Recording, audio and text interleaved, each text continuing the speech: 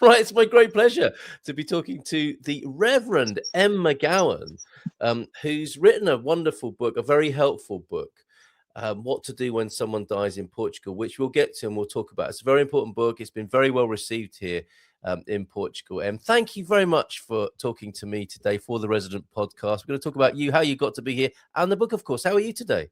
Thank you. I'm fantastic. You look fantastic. Yeah, you look like you're enjoying the central Portugal sunshine, which is, of course, where you're based, right? So give us a location. Give us a location, roughly, if you will. Where are you in Portugal? Castelo Branco, so about an hour away from the border of Spain.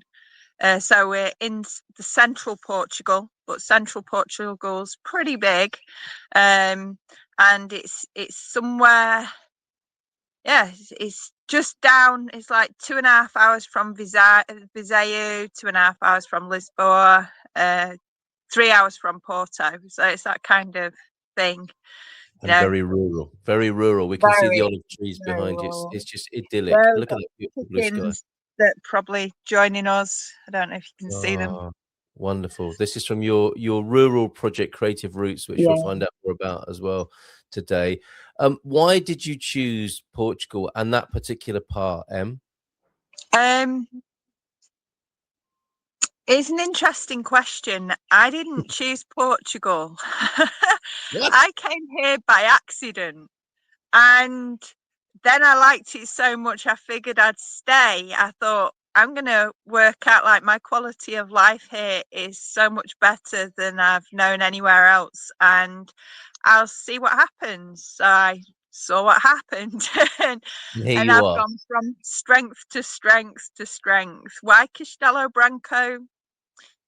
Again, the opportunity came to buy some land. This piece of land just kept showing itself to me on emails, and I wasn't looking for something so big, but then the money appeared, and it was like, oh. So I put the deposit down, and that was it. And then the year later, I bought the 2 pieces either side. So I now have a 4,000 meter space for Creative Rootz. Well, so what is Creative Rootz? Why do you need so much land in rural central Portugal? Well, permaculture is a passion of mine. I love being in relationship with the space. I recognize the interconnectedness of all things, and it's so important to be in connection with our environment. And I love to share. I've always had this vision of having a shared space where other people can come, particularly in times of crisis, and just be met exactly as they are, and be able to rejuvenate, and recover themselves, and then move on. And that's what's happened to me in Portugal. I've come here by accident. I ended up recovering, and then I got Creative Rootz. As you know, I got diagnosed with cancer, and due to the environment, I feel I had a full recovery. And it's an incredible space and place to be, that just allows space, and it allows time, and it has such presence. So it's taught me a lot. It's been my greatest teacher. I can see that, and I think people are beginning to understand this more and more, aren't we? We're seeing either a resurgence or a newfound interest in forest therapy, for example, and people. I mean, Portugal's known for this, isn't it? People see that there are these pockets of land with an old ruin on, and they think to themselves, "Oh yeah, I want to get back to the land. I want to be in touch with nature," just like Rev Em's doing here. Would you recommend it? Because I think it's not for the faint-hearted, is it? Let's put it that way. Interesting again, because what I've experienced, I host many volunteers and exchange people that come through from all over the world, and they want to give it a go. And a lot of them find that actually it's not what they thought it was, because we really do chop wood and carry water. And again, And and again, and it's, again. I've been chopping wood and carrying water for, this is my 4th year chopping wood and carrying water just at the project. Before that, I took over a permaculture project with my ex, and we renovated that, and got it back to a normal, accessible space. And what I've discovered is, for those people who are just running away, you taking your problems with you. You won't find a solution until you take responsibility for where you're at, and personal responsibility. You know, wherever we are, we have, you know, we're still there. So those people that are looking for a quick fix and a solution, they're not going to find it. Now, many of those who have been successful in getting somewhere, like myself, have not just jumped in and gone off grid. Like, I lived for years in my van doing security, traveling about, and then so I was partially off grid as and part time van lifer as I worked. And eventually I lived in a caravan full time and on a caravan site. And then I went on to living in a shared space with other people. And then eventually, you know, we bought the land, and then it was still incredibly challenging. There was 2 of us at it, plus volunteers. And now here I am. I'm never alone. I have the presence that's never an absence. And I have my boys, Benny and Paws and Mittens the cat and the chicken. But yeah,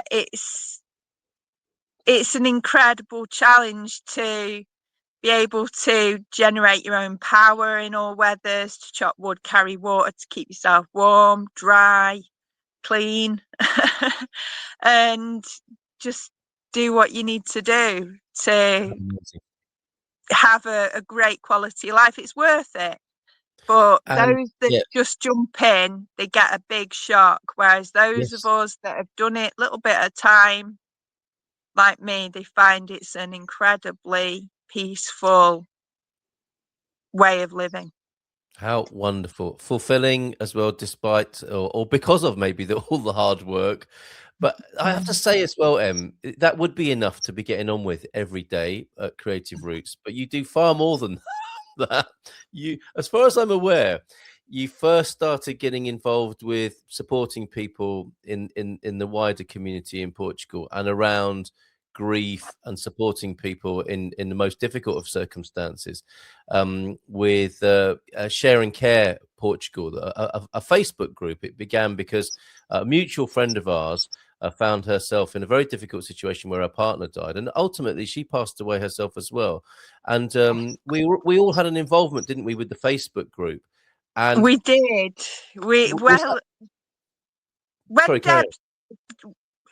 when Deb's got in touch with me, I was promoting my being a death doula, but many people, as we've discovered since, had never heard of a death doula. And not only are we introducing something to Portugal that people don't really understand, we're talking about things in a, like, when myself and you, we interviewed Stephen Jenkinson, Yeah. and we were talking about grief literacy. And so we're in a country that isn't our native country, and we're introducing grief literacy and talking about things that people don't like to talk about, to raise awareness. And it's incredibly challenging with its Yeah. good points.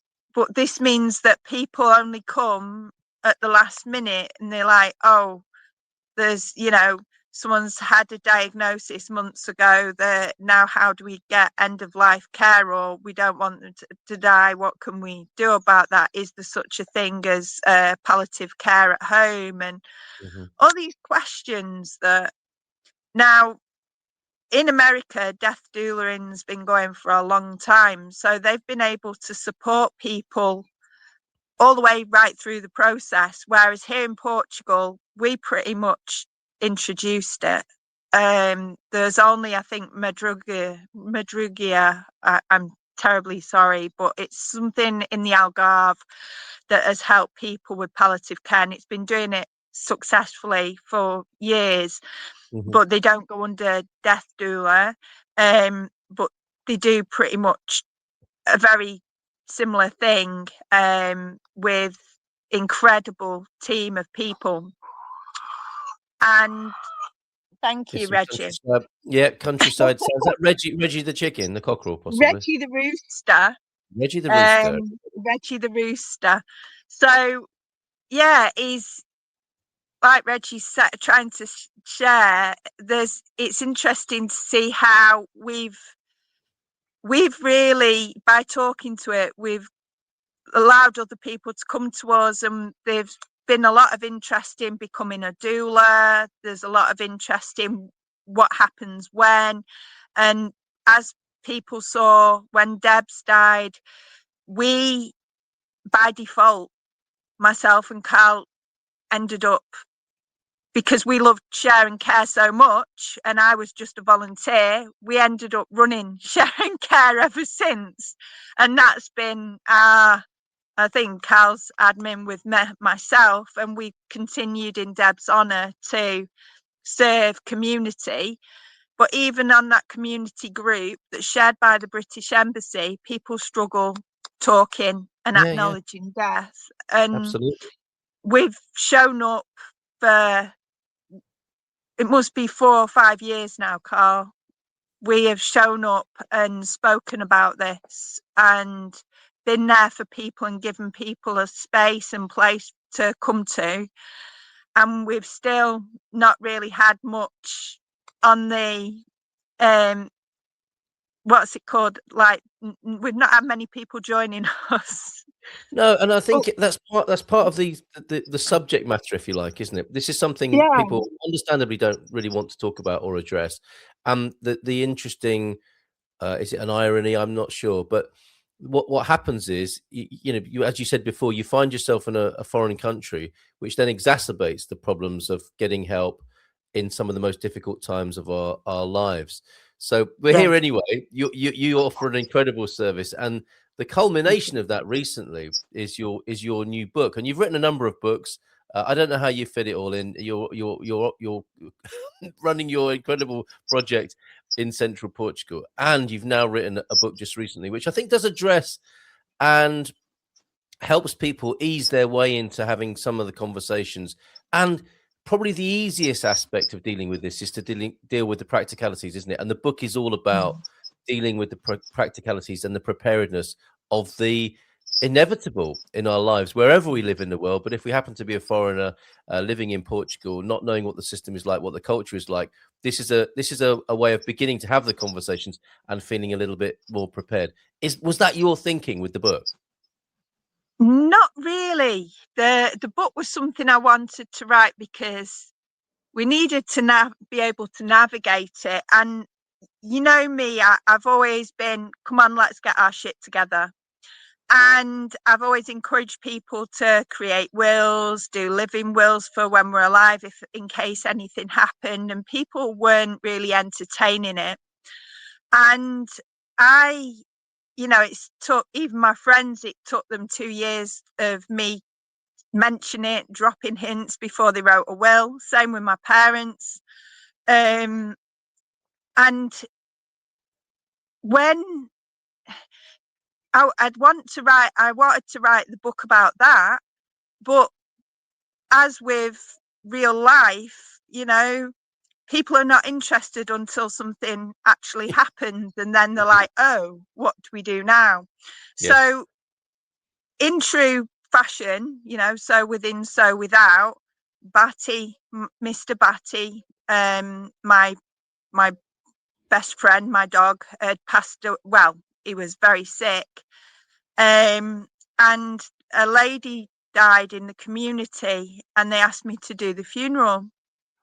And I wanted to be able to support them, but I wasn't able to be there with them because I was giving palliative care, providing palliative care, running between the vets and home. And I was still able to do the funeral. And in Portugal, it's a short term. It's, we found out about it and within 48 hours we had the funeral, but I still would have liked to have been more present. So the book enabled me, well, it was the motivation I needed to write the book to help people through when I can't be there for every single step. Mm-hmm. And it was like, oh, my mum's died, what do I do? And it was like, okay. So I'd talk through, and I thought, well, let's make this into a book. Let's sit there, and what would happen if we were sat in the living room together, and or I get the phone call, and how do I turn what actually I practice, what I'm living. And I've done it over and over again here in Portugal. How do I really do this so that someone's got something solid to hold on to? Very Someone's good. got that grounding anchor. And I wanted to make sure it was all inclusive. And to help people remember they've got a choice. Because it's, even with me there, funeral directors here are very business minded. Mm-hmm. And I'm not saying all, but from my experience, and they they do things that I just think shocking. And when you've got someone like me beside you, or that book in your hand, it's reminding the person, the reader, or the person that I'm supporting, you have a choice. You do Yes. not have to, there's people that don't do religion, and you don't have to have a cross on the coffin. You can take the cross off. And Mm-hmm. and if you're in shock, you might not notice there's a coffin with a cross on until it's too late. You might not realize they might insist you have a Catholic funeral or something, or a funeral where you don't understand what they're even saying. Yeah. And you don't have to. So I explain everything. I talk everyone through what to do, who to call. So the bureaucracy, the important things, and then how to move through, gently, with tea and tissues, Mm-hmm. and presents, and how to move through getting the the best day possible that you can create in the space that you have to create it. I talk through how to write an obituary. I talk about creating an order of service. I talk about how we can go online as well as in person, and all these things are possible because it's not always possible to fly over in time for the funeral. Right. So I explain the differences between cremation and between burials, and the different things when you don't have to be buried, but you might be put in a mausoleum. Yes. Um, I guess I've jumped ahead. Could, if you wanted to, when you die, you might want to donate your body to science. Mm-hmm. And so I've put a little bit in the book so that there's a couple of options there. Now, if you do want to do that, you have a strict window in which to have your body picked up. So you need to make sure people know this is what you want. You're not able to have a funeral as such because they take the body away, but we can still have a service for the people. It's just the physical body won't be there. And it's just things like this. So it's knowing, and knowledge is power. Um, Incredible. Yeah, and I thank you for creating this in a way that most people probably wouldn't or couldn't, and it's a great service to certainly the foreign community. And I think I've heard you say as well, it's even been of some use to native Portuguese people who've discovered things about this process, which is amazing as well. yeah, it's such a blessing. I'm just so grateful that I can serve so many people. Yeah, And that's what it was for. It's an act of service. It's serving. other people to, in the hardest time, to just come back to themselves. It's, you know, although we touch on the bureaucracy and we talk about even what to do after the funeral, or, you know, and we talk about what needs to be done and the time limits and the different places you need to go to. I mentioned different bits in Portuguese terminology, Portuguese language, so you know what to ask for and where, and who to go to for what. So it's all written down there. So it carries you right through, and it doesn't just stop at the funeral. It tells you what to expect on the day, you know, for different things, and then talks to you about afterwards and what you can do and go on from there. And it just drops in as well that you can, if you need help, or even if you don't need help but you'd like some support around your grief, then Meeting Your Grief, my other book, is a really good follow on, because it just helps support people with little practices and acknowledging where they're at. Amazing, amazing. What a gift. Wonderful. So it's like your deputy, an advocate. It's compassionate. There's a key word, definitely compassionate. I've heard people who've bought the book and read it describe it as that, like having you there, talking them through it in a very human way. It is a handbook, I think, Yeah. but not like a technical manual. It's very compassionate and human, and you're there for people through your book, as it would turn out, in a way, to have them have their best last day, I suppose, being present on this earth, before or as we have to face this inevitability in our lives, the thing we don't like to talk about, but because of people like you, and your approach to this, making it easier for people to discuss this, so you don't experience the worst of stresses. Obviously it's going to be a difficult time for many people, but this minimizes some of the unnecessary stresses, by being a little bit more knowledgeable about what goes on and knowing that you have choices, as you said before. So quite amazing. The book is available on Amazon as well, and Share and Care operates on Facebook, where people can connect with you through that, through the Facebook group, and be in touch with you for how you interact with people in various ways around grief and death, and some of the most difficult times for human beings. Let's talk a little bit more before we conclude about Creative Rootz and being here in Portugal and your aspirations for that. Whether you think Portugal is a good place for people to come and spend perhaps the final part of their life, the rest of their days. So what are the hopes in the short term? How can people help you with Creative Rootz and your permaculture project there? Well, we're building at the moment. We've been building, we're in our 4th year. The Soul Sanctuary, I won't show you too much, but just, can you see we've got a building there behind called the Soul Sanctuary, and it's for services. So what I've noticed is services, funerals, and particularly funerals, really, where they don't, some of them are very, the chapel of rest are very religious and things are very set. And I wanted to be able to provide people with a space where they could honor their loved ones in whichever way in life and in death. So the Soul Sanctuary is ready, or almost ready. We're just finishing painting and stuff to be able to hold weddings and funerals here at Creative Rootz, and also your usual Sunday services. I am a Reverend. I'm a multi-faith or interfaith, so we do all, you know, I'm an omniist. So I believe what does that mean exactly? I mean, are you the because I see this from time to time on Facebook groups, you know, people who want to have some sort of spiritual connection and develop that and fellowship, and you know, we're clearly and hopefully obviously respectful to the culture of the country and Catholicism. That is what so much of what Portugal is about, and people are looking for alternatives, I think Portuguese people included, as a way of connecting with however they see God.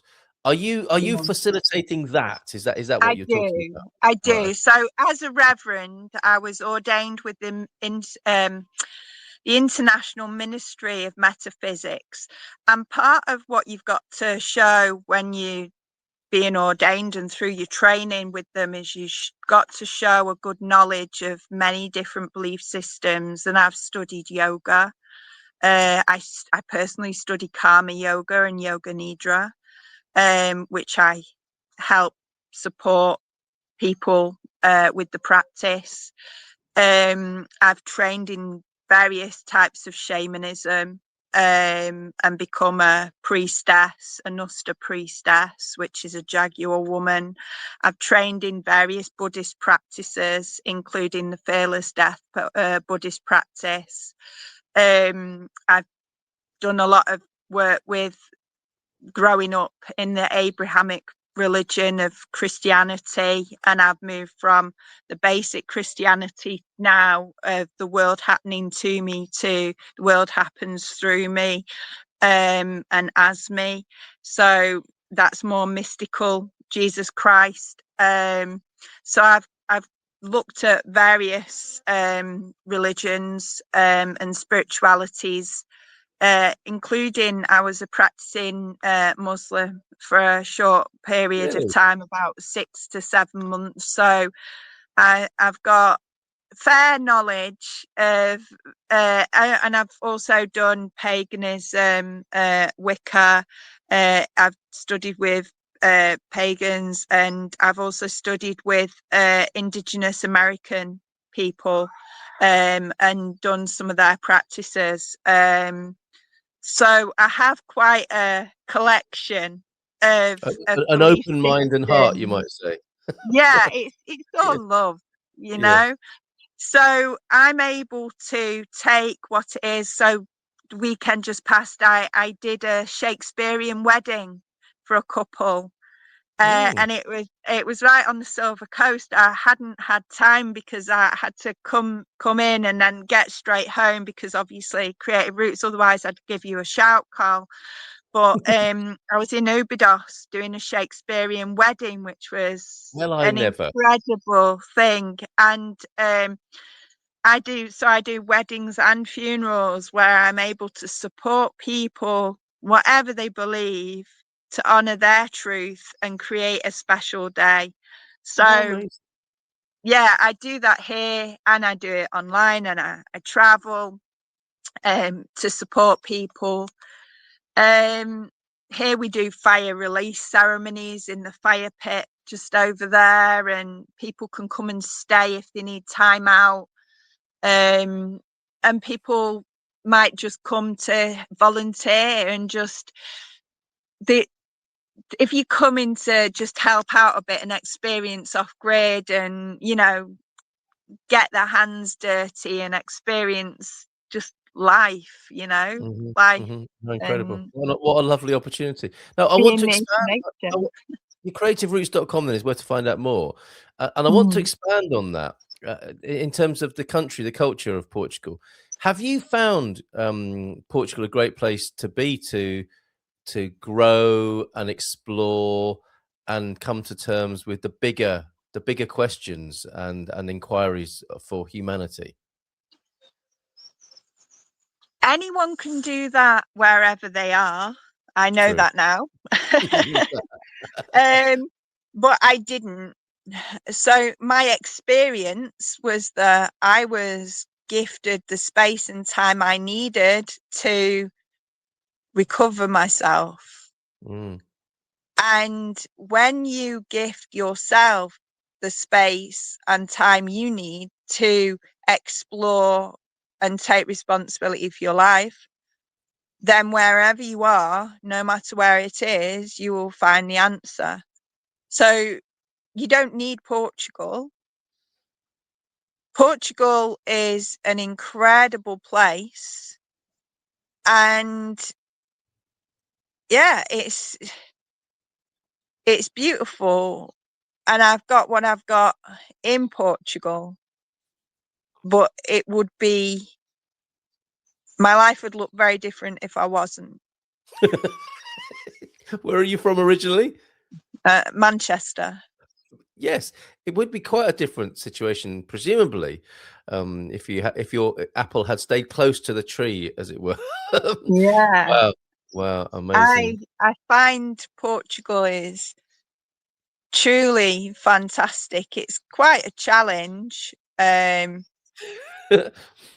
get used to the very hot days and the very cold days and the rain, you know, and because when rain comes in Portugal, it comes all at once. It does. It 300 doesn't days of wait. rain.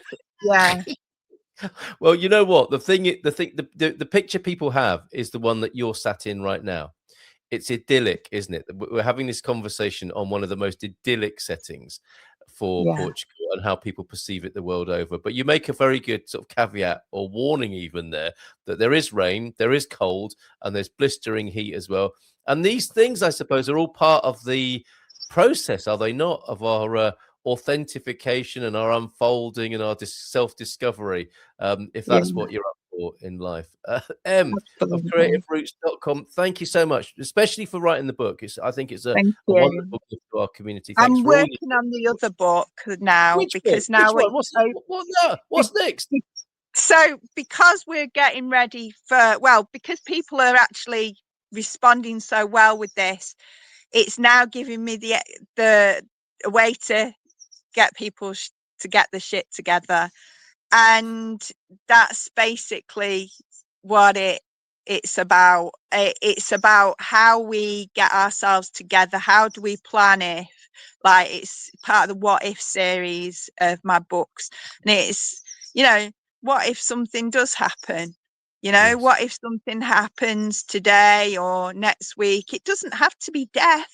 Maybe we just fall over and break our arm and can't do our hair or get dressed or whatever for a short period of time. Maybe we have an accident. Things happen, you know? Yes. And so I'm writing a book for people, predominantly in Portugal, on what to do to prepare for just in case. Wow. So So it's a whole work through book. So again, I'm sat with the person, the reader, I'm explaining things, and I'm explaining I'm asking the questions and helping them consider what's possible, you know, what would you like? How can you see your life? What would make you happier? What would improve your quality of life if something was to happen it's tomorrow? grounded in the reality of life rather than being Yeah, a bit too fanciful or regardless regardless of of age age, and circumstance. regardless of circumstance. Wow. Incredible. So that's the third in the What If trilogy by the sound of it, It and is. many more to come, I suspect, as well. Rev Em McGowan, thank you so much of Thank creativeroots.com. Thank you you. for chatting with us today on the Resident Podcast.